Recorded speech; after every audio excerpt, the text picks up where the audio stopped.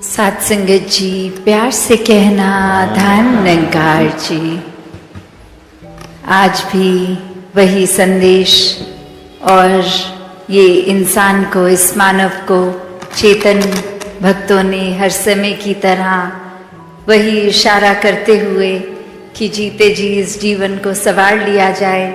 इस सच्चाई को जानकर फिर हर पल इसी में गुजरान किया जाए। और कैसे ये कुछ भी एक, अगर हमारी उस समय में जो भी हम कर रहे हो उस पल में, तो वही बात जैसे लिविंग इन द मोमेंट की बात होती है, तो ये भक्ति भी फिर किसी समय भी जो भी कर रहे हैं वो ही अगर चीज़ में हम ये ध्यान डालते हैं इस निरंकार के एहसास द्वारा, तो वो कार्य भी भक्ति बन जाता है। कैसे एक जो आज भी प्रेरणा में सुना कि ये पहले विषय इस परमात्मा को जानने का है, और जब ये ब्रह्म ज्ञान द्वारा जान लेते हैं,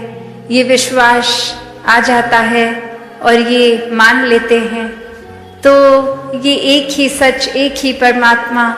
जिसको देख भी लिया और इसमें यकीन भी हो गया, ये एक भाव, और उसके बाद फिर स्वाभाविक ही हो जाता है एक हो जाना। ये एकमिक अवस्था इस परमात्मा के साथ, इस परमात्मा की बनाई हर चीज के साथ। तो कैसे एक कहानी भी दासी के ध्यान में आ रही है, जहाँ एक इंसान होता है, वो बहुत ही श्रद्धा से किसी गुरु के पास जाते हैं और वहाँ वो ये बात कहते हैं कि एक बहुत समय से आ तो रहे हैं, आपके प्रवचन भी श्रवण कर रहे हैं, पर ये जीवन नहीं बदल पा रहे। एक जो आप बात करते हैं मध्य मार्ग की, कि ये बैलेंस्ड लाइफ हो, वो हो नहीं पा रहा, क्योंकि जब हर दिन के किसी भी कार्य को करते हैं तो ध्यान उसमें चला जाता है, तो ये परमात्मा की सोच ही नहीं आती इस दिल को, इस दिमाग को। और जब परमात्मा के प्रति एक ध्यान लगा लेते हैं, तो इस संसार की चीज़ों से ही अपना एक नाता तोड़ने का दिल करता है। फिर दिल करता है कि बस एकांत में ही रहें, कोई हमसे बात ना करे, हम किसी से बात ना कहें, एक अपने सारे कर्तव्यों को भी भूल जाएं, बस यही करते रहें। तो आप तो समझाते हैं कि कैसे ये बैलेंस रखना है, कि दुनिया में जीना भी है, समाज परिवार की सेवा भी करनी है, और हर पल में परमात्मा को भी याद रखना है, और ये उपलब्धियों को भी प्राप्त करना है, मेहनत करनी है। और अब इस उपलब्धियों से इतनी सारी चीज़ें घर में खरीद के रखनी है, तो नज़र जहाँ जाती है एक नई डिस्ट्रैक्शन बन जाती है। तो ये अब एक मिक होना है, ये बैलेंस बनाना है, ये तो सीख लिया, पर इस पे अब एक प्रैक्टिकली जिया नहीं जा रहा। और वहीं वो समझाते हैं गुरु कि आपके घर के आसपास आपसे सबसे नज़दीक क्या दुकान है, कौन सी दुकान है, तो वो सब बताते हैं कि एक सब्जी वाले हैं, वो बस बहुत अलग अलग सब्जियां रखते हैं, और अपने तराजू में वो जो भी ग्राहक आता है बताता है कितने किलो को कितनी सब्जी चाहिए, उसको तोल कर दे देते हैं। और फिर वो गुरु कहते हैं ठीक है, अब जाइए, उनको ध्यान से ऑब्जर्व कीजिए, ये कण कण में शिक्षा है, तो यहाँ से भी आपको शिक्षा मिलेगी, आप उनके पास जाइए। और अब वो इंसान अपने पड़ोस की ही दुकान पे पूरा दिन बैठता है, देखता है कि हो तो वही रहा है जो मुझे पहले से ही पता था, कि ग्राहक आया, अपना सामान ले गया, और ये दुकानदार ऐसे ही तोल कर दे रहा है। और जब वो दुकान का समय हो गया और वो रात्रि घर आने का उस दुकानदार का, वहाँ पे रुक के वो एक बात पूछने की कोशिश कि मेरे गुरु ने कहा है, ये शिक्षा मुझे आपसे मिलेगी कि मैं कैसे बैलेंस लाइफस्टाइल में रहूं। तो ये आपकी क्रिया, इससे आप कैसे कर रहे हैं, इसके बारे में कुछ रोशनी डालें। ये देखने में तो बहुत सिंपल काम है। तो वो इंसान समझाता है, वो दुकानदार समझाता है अब कि ये कार्य तो बस यही है कि जितने किलो का एक वजन मैंने एक तराजू में डाला, उतने किलो की ही वो सब्जी उसी दूसरे तराजू की दूसरी ओर ही रख दी। तो उससे ये बैलेंस बन जाता है, तो पता चल जाता है। और इसी से मुझे पता है कि अगर मैं 2 किलो सब्जी बेच रहा हूँ तो वो अंदाजे से नहीं है, तो मैं किसी ग्राहक को एक चीट करके उससे 4 किलो सब्जी का पैसा नहीं ले पाता। वो एक बहुत ही संतुलन बना रहता है, बहुत ट्रांसपेरेंट काम होता है। ग्राहक भी देखता है ये एक ईमानदारी से ही पैसे कमा रहा हूँ। और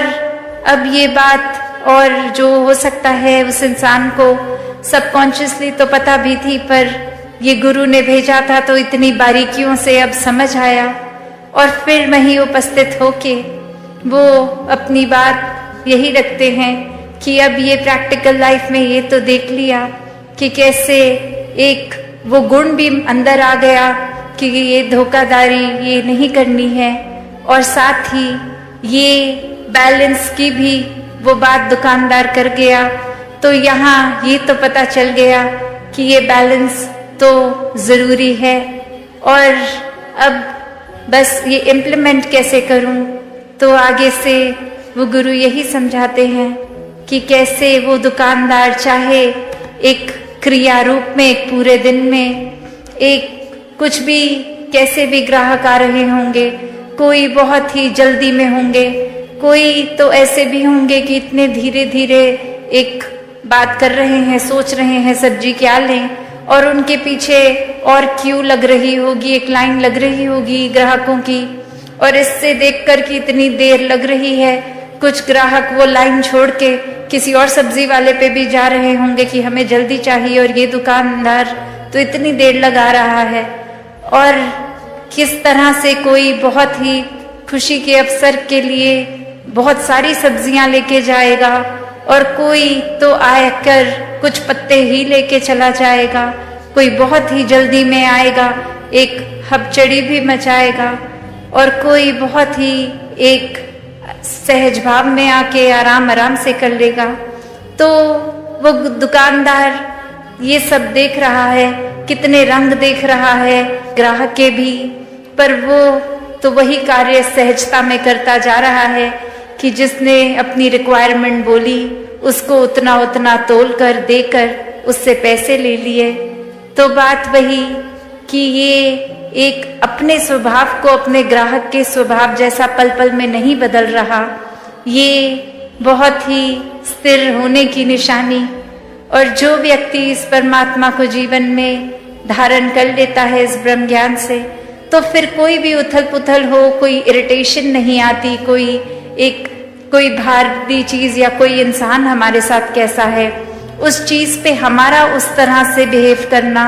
डिपेंड नहीं करता। कि कोई अगर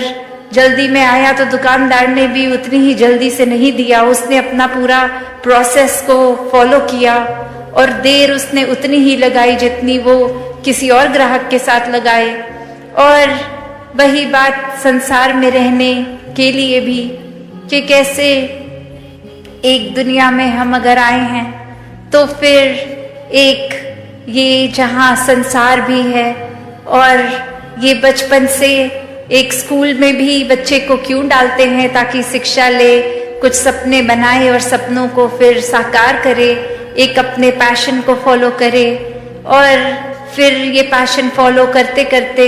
धन दौलत भी कमाए, और ये फिर उस तरह से कामकाजी होके अपने लिए आरामदायक चीजें खरीदें, जिससे जीवन थोड़ा सा एक इजी हो जाए। तो ऐसा करना जहाँ जीवन में मुबारक है, बस बात वही आ जाती है कि सिर्फ ध्यान यही करने में है, या ये करते करते पैरेलली हर पल में उतनी प्राथमिकता अपनी स्पिरिचुअल ग्रोथ को भी दे रहे हैं। और यही वो बैलेंस है,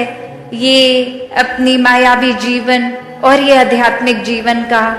जहाँ पे वही बात आती है जो अभी मॉडल भी कुछ दिनों पहले इधर प्रदर्शनी में भी देखा कि ये ज्ञान और कर्म रूपी पंख, ये एक पंख अगर हो कि सिर्फ एक कार्य तो कर रहे हैं,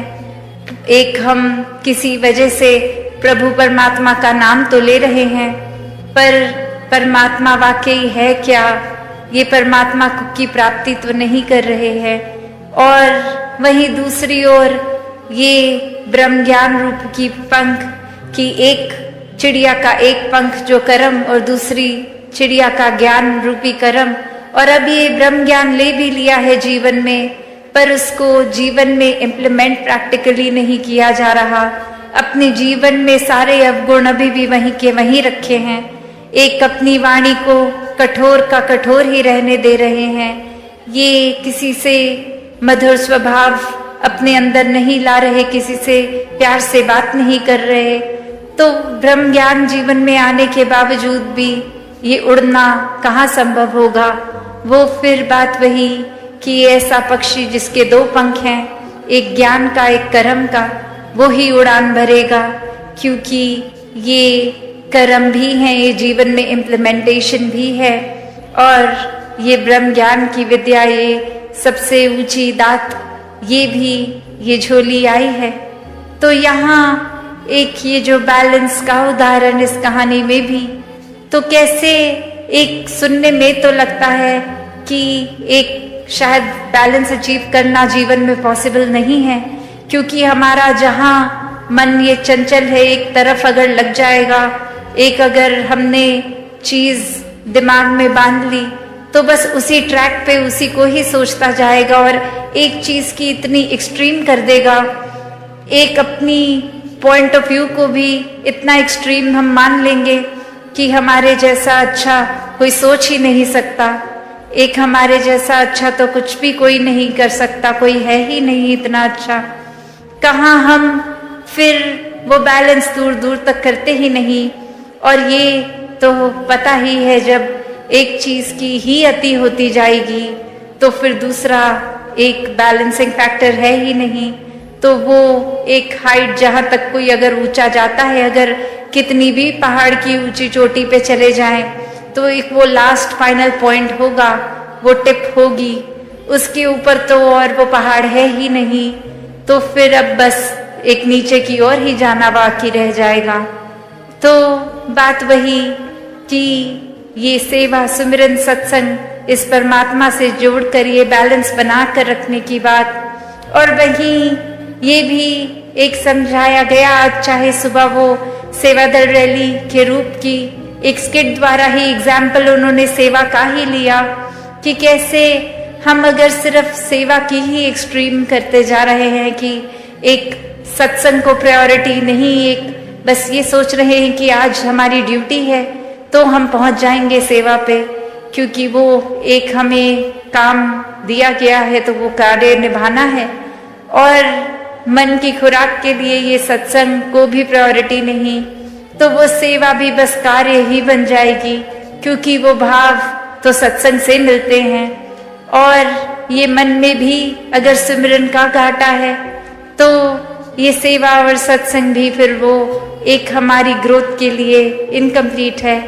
तो यहाँ ये तीन चीजों का बैलेंस है। उस तराजू में वो पंखों में तो चलो दो पंख की बात थी, यहाँ एक ये निराकार को हर समय रखकर ये सेवा, सुमिरन, सत्संग को ही इक्वली इम्पोर्टेंट बना के रखना, ऐसा बैलेंस करना। और जो ये कर लेते हैं उनके लिए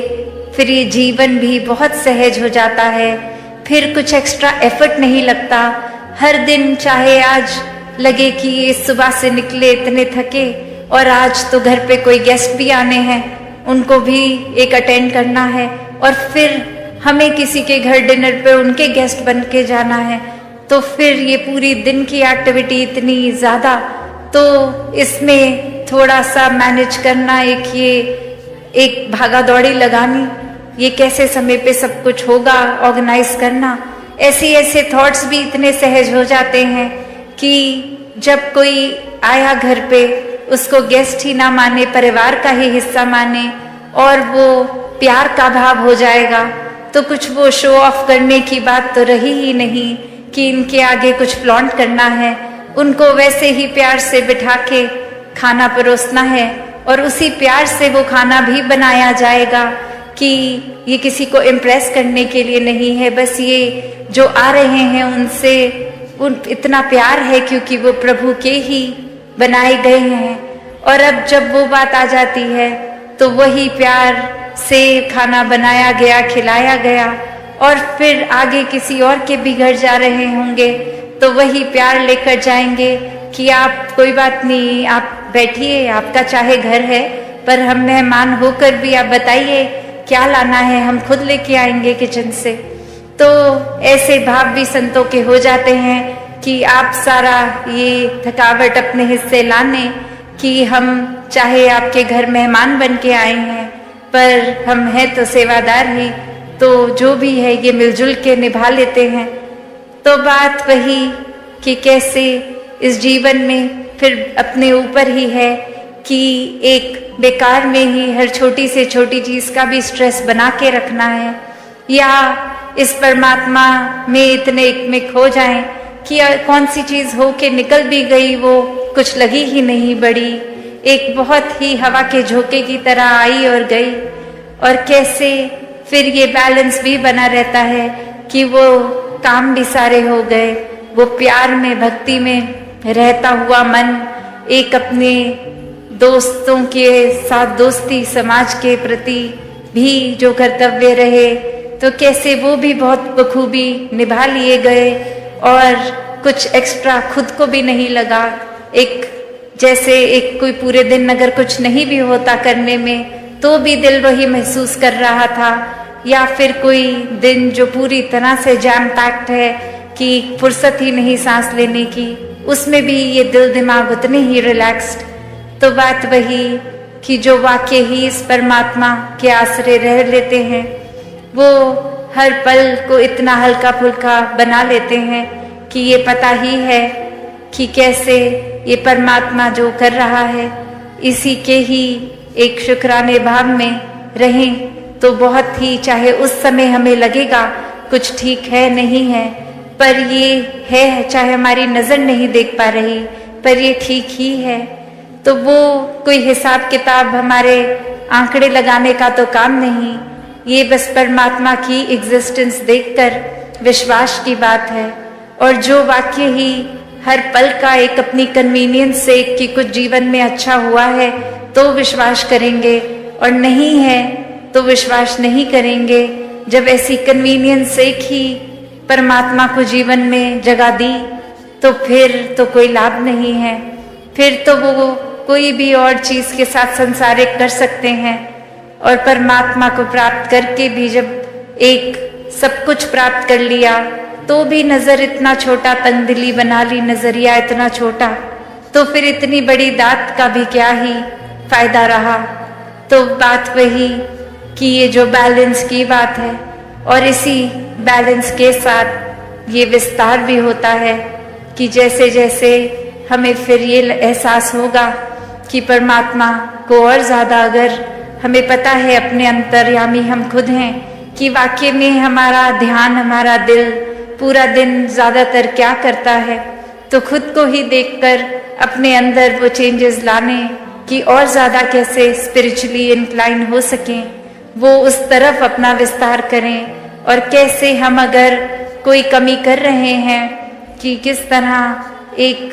संसार के लिए कुछ ऐसा अच्छा नहीं कर पा रहे, अपने लिए कुछ ऐसा अच्छा नहीं कर पा रहे, तो वहाँ पे भी एक विस्तार किया जाए, क्योंकि ये श्वास तो उतने ही हैं और उसी में ये एक मटेरियलिस्टिक और स्पिरिचुअल लाइफ को बैलेंस करना है, तो उसी में ही सब कुछ करना है। तो जिन्होंने ये बखूबी कर लिया वो तो अपना जीवन बहुत अच्छे से निभा गए, वरना तो ये कैपेसिटी, ये कैपेबिलिटी इस परमात्मा ने हर एक में दी है वो हमारा ही कहीं आलस है, चुनाव है, या फिर एक हमारा माइंडसेट को जो हम इतना नारो कर देते हैं, या अपने अहंकार में ही चूर रहते हैं कि कोई भी चीज़ करने की काबिलियत होने के बावजूद नहीं करते, या फिर इस परमात्मा का आसरा ही नहीं लेते। एक माइंडसेट हमने ऐसा बना लिया होता है। तो दातार जहाँ हर किसी को अपने दर्शन इस ब्रह्म ज्ञान द्वारा कराता है, तो अगर हमने ही यहाँ जैसे अभी प्रवचनों में भी सुना कि अगर आंख हमारी बंद है तो हम वो देख ही नहीं पाएंगे जो है, तो बात वही कि ये जीते जी अपने जीवन को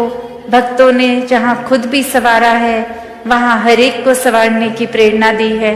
और वो किस तरह संवारा जाए वो भी बताया है कि सिर्फ एक ही तरीका है, परमात्मा से जुड़कर, उसको हर समय देखकर, एक जीवन में सच को स्थापित करके ही ये एक मार्ग वाकई ही एक सच्चाई का मार्ग जो है इस पे चल पाएंगे, हर एक के बन जाएंगे, हर एक को अपना बना लेंगे। साथ संगत जी, धन निरंकार जी। साथ संगत जी प्यार से कहना धन निरंकार जी। साथ संगत जी, परमात्मा से दोस्ती, परमात्मा से संबंध। साथ संगत जी आशा प्रवान करें और ध्यान से सुने। चलिए जानते हैं इस विचार के माध्यम से। साथ संगत जी, एक बार एक पंडित जी ने एक दुकानदार के पास 50,000 रुपये रख दिए। पंडित जी ने सोचा कि जब मेरी बेटी की शादी होगी तब मैं यह पैसे उसे दुकानदार से वापस ले लूंगा। और फिर कुछ साल के बाद जब पंडित जी की बेटी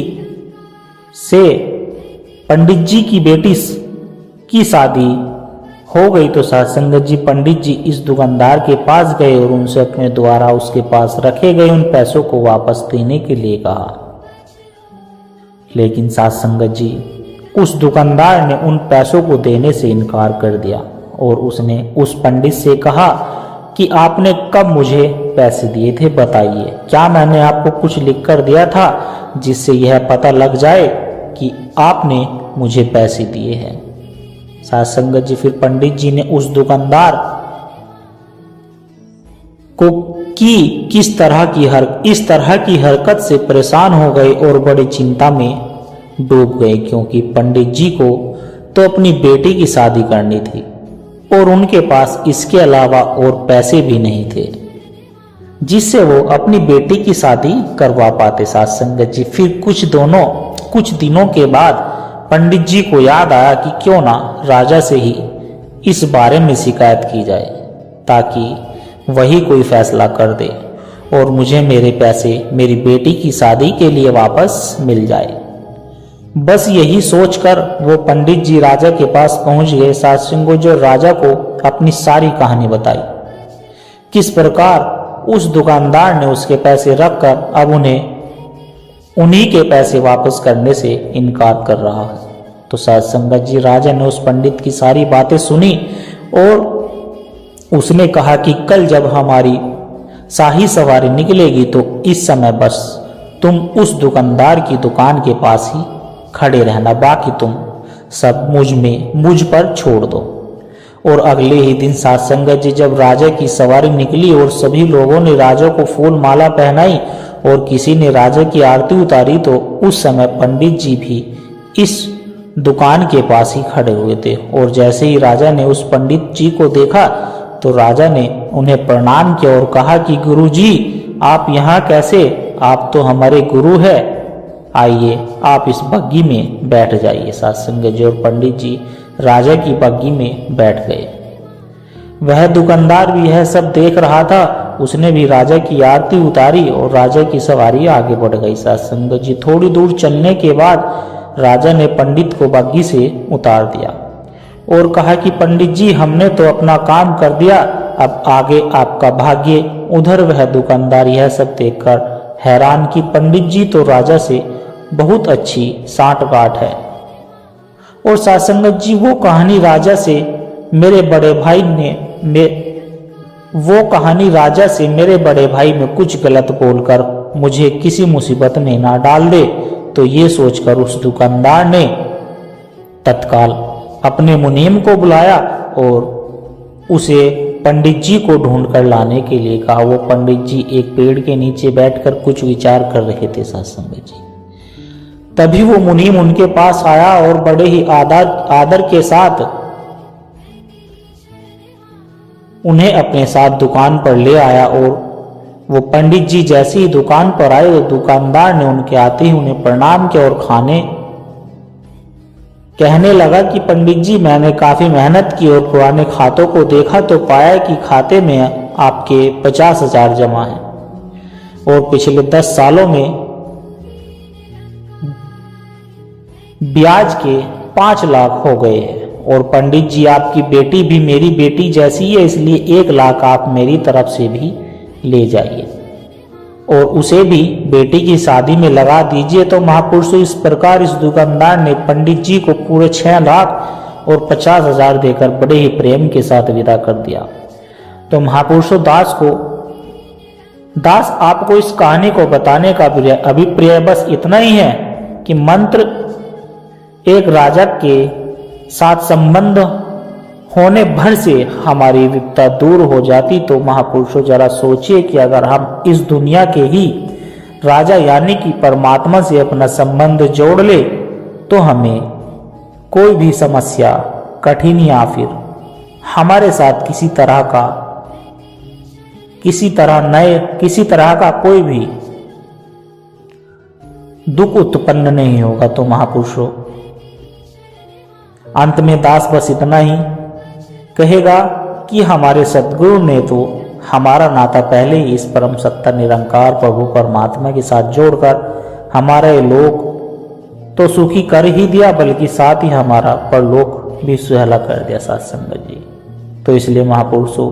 इस सतगुरु का जितना भी शुक्रिया अदा करे उतना ही कम है। तो महापुरुष, अंत में दास ज्यादा ना कहते हुए अपने भी शब्दों से आपसे इजाजत चाहता है, बड़े प्यार से ही कहना, धन निरंकार जी। साथ संगत जी, आशा करता हूँ दास के द्वारा कहे विचार आप सभी संतों को अच्छे जरूर लगे होंगे। अगर अच्छे लगे हो तो वीडियो को लाइक करें, शेयर करें, कमेंट बॉक्स में धन निरंकार जी लिखकर अपने विचार साझा जरूर करें और दास के चैनल को भी सब्सक्राइब जरूर करें। दास को आशीर्वाद दे। हर रोज दास आप जी के चरणों में ऐसे ही सुंदर सुंदर प्रेरणादायक कहानी विचार लेकर आता रहे। साथ संगत जी, बड़े प्यार के साथ कहना, धन निरंकार जी। साथ संगत जी, एक छोटी सी अरदास और दास की आप जी के चरणों में। अगर इन विचारों ने आपके दिल को छुआ, अगर आपको इन विचारों से आत्मिक शांति का एक कण भी महसूस हुआ, तो इस ज्ञान के प्रसाद को केवल अपने तक सीमित ना रखें, इस प्रेम के पैगाम को आगे वो तक भी पहुंचाए, क्योंकि एक दिए से ही साथ संगत जी दूसरा दिया जलता है। जब हम इस सत्य की आवाज को और रूहों तक पहुंचाने का माध्यम बनते हैं ना साथ संगत जी, तो यह भी निरंकार की एक बहुत सुंदर सेवा ही है। और इस ज्ञान की धारा से सदगुरु के विचारों से निरंतर जुड़े रहने के लिए आप इस सत्संग के डिजिटल परिवार का हिस्सा बन सकते हैं, ताकि जब भी कोई नया विचार साझा हो वह आप तक सहज ही पहुंच जाए और हमें एक दूसरे के विश्वास से बल मिलता रहे। साथ संगत जी, सदगुरु हम सब की यह छोटी छोटी सेवाएं स्वीकार करें। साथ संगत जी, प्यार से कहना, धन निरंकार जी।